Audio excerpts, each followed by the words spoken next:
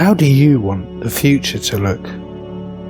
Can you see a world in which humans recognise the truth that we're all part of a single tapestry? That we're all sacred, and that each one of us has the power to live from a divine core?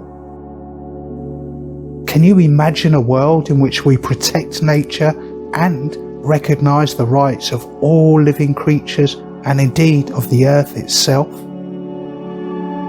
At this significant time for the earth and humanity, it's more important than ever to offer our best, holding space for positive transformation by realising that every thought and feeling matters, and by filling our minds with blessings and energies of light.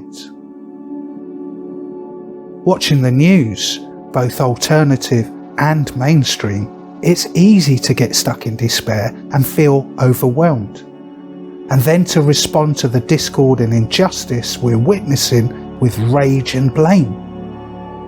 But it's important to remind ourselves that speaking or acting from a place of indignation and fury, no matter how righteous it feels, only reinforces age-old, self-perpetuating cycles of conflict. You see, what we think about profoundly affects not only our psyche, but our physical lives. When we tell ourselves angry stories, we fill ourselves with angry energy. For that moment at least, we become angry people.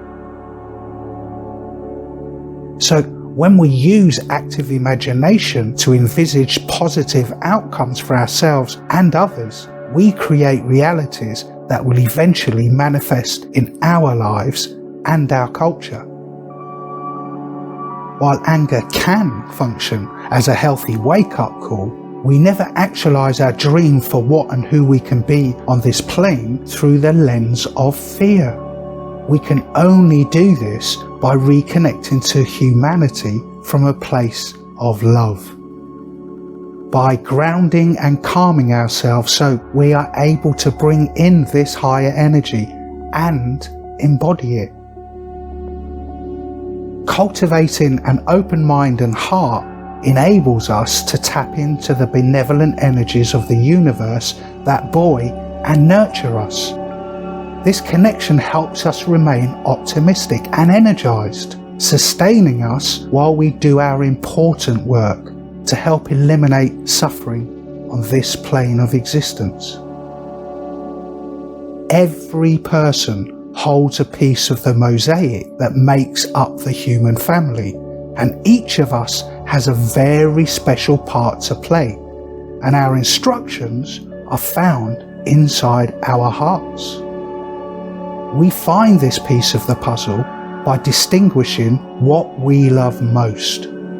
That is our connection. We can all be a powerful force for peace when our actions are motivated by true kindness, moment to moment, day by day, week by week, year by year. Ultimately, love is the strongest force. As more and more of us tune into the current of love, we create a channel that makes it easier for that energy to show up on our earth. These feelings of connection lead to actions that foster more much needed goodness on our plane of existence.